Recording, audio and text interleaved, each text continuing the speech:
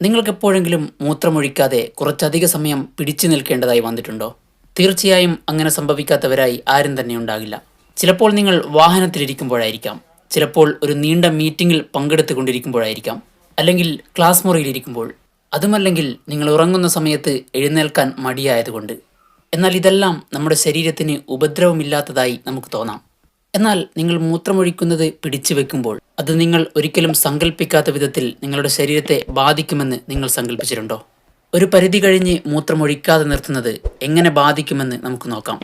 നമ്മുടെ ശരീരം നിരന്തരം നമ്മുടെ വൃക്കകളിലൂടെ നമ്മുടെ ശരീരത്തിലെ മാലിന്യങ്ങൾ ഫിൽട്ടർ ചെയ്യുന്നുണ്ട്. ഈ അവയവങ്ങൾ മൂത്രം ഉൽപ്പാദിപ്പിച്ചതിന് ശേഷം അവ ചെറിയ ട്യൂബുകളിലൂടെ മൂത്രാശയത്തിലേക്ക് പോകുന്നു. മൂത്രസഞ്ചി ഒരു സംഭരണ ടാങ്ക് പോലെയാണ്. മൂത്രം ശേഖരിക്കപ്പെടുമ്പോൾ അത് പതുക്കെ നിറയുന്നു. ഇങ്ങനെ മൂത്രം നിറയുന്ന ഒരു പ്രത്യേക ഘട്ടത്തിൽ നമ്മുടെ തലച്ചോറിന് ഒരു സിഗ്നൽ ലഭിക്കുന്നു. മൂത്രമൊഴിക്കാൻ സമയമായി. അപ്പോൾ നമുക്കൊരു അസ്വസ്ഥതയുണ്ടാകുന്നു. അതാണ് നമുക്ക് ലഭിക്കുന്ന സിഗ്നൽ. എന്നാൽ ഈ സിഗ്നൽ അവഗണിച്ച് നമ്മളത് പിടിച്ചു നിർത്തുമ്പോൾ അത് മൂത്രസഞ്ചിയെ വലിച്ചു നീട്ടാൻ തുടങ്ങുന്നു. സാധാരണയായി ഇതൊരു പ്രശ്നമല്ല, കാരണം നമ്മുടെ മൂത്രസഞ്ചി വഴക്കമുള്ളതാണ്, വലിയാനും ചുരുങ്ങാനും കഴിയുന്നത്. എന്നാൽ നിങ്ങൾ കൂടുതൽ നേരം മൂത്രം പിടിച്ചു വെക്കുന്നത് ഈ വഴക്കം അതിൻ്റെ പരമാവധിയിലേക്ക് പോകും. അതായത് അതിനു മുകളിൽ മൂത്രസഞ്ചിക്ക് വികസിക്കാൻ കഴിയാത്തൊരു പരിധിയിലേക്ക്. ഈയൊരു സാഹചര്യത്തിൽ നമ്മുടെ തലച്ചോറ് എങ്ങനെയെങ്കിലും നമ്മളെക്കൊണ്ട് മൂത്രം ഒഴിപ്പിക്കുക തന്നെ ചെയ്യും. എന്നാൽ ഈയൊരു ശീലം തുടരുന്നത് നമ്മുടെ മൂത്രാശയ പേശികളെ ദുർബലപ്പെടുത്തും. മാത്രമല്ല, മൂത്രം നിങ്ങളുടെ മൂത്രസഞ്ചിയിൽ കൂടുതൽ നേരം തങ്ങി നിൽക്കുമ്പോൾ അത് ബാക്ടീരിയകൾ വളരുന്നതിന് അനുയോജ്യമായ ഒരു അന്തരീക്ഷം ഉണ്ടാക്കും. ഇത് അണുബാധകൾ ഉണ്ടാകാൻ കാരണമാകും. ഇതിനെ സാധാരണയായി യൂറിനറി ട്രാക്ട് ഇൻഫെക്ഷൻ അഥവാ UTI എന്ന് പറയും. അതായത് മൂത്രനാളിയിലെ അണുബാധ. ഈ അണുബാധ വേദന, പുകച്ചിൽ, ഇടയ്ക്കിടെ മൂത്രമൊഴിക്കാനുള്ള തോന്നൽ ഇവയൊക്കെ ഉണ്ടാക്കും.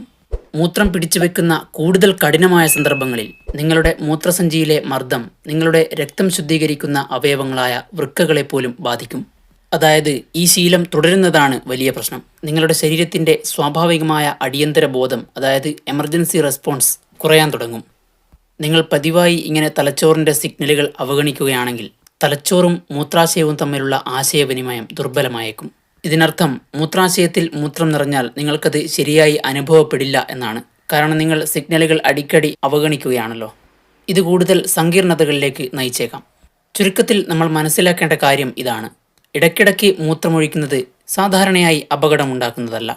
അതുപോലെ തന്നെ ചെറിയ രീതിയിൽ പിടിച്ചു വെക്കാനും കൂടിയാണ് നമ്മുടെ ശരീരം അത് രൂപകൽപ്പന ചെയ്തിരിക്കുന്നത്. എന്നാൽ പ്രശ്നമുണ്ടാക്കുന്നത് മൂത്രം അധിക സമയം പിടിച്ചു വെക്കുന്നത് ഒരു ശീലമാകുമ്പോഴാണ്. വീഡിയോ നിങ്ങളുടെ പ്രിയപ്പെട്ടവരിലേക്ക് ഷെയർ ചെയ്യാൻ ശ്രമിക്കുക.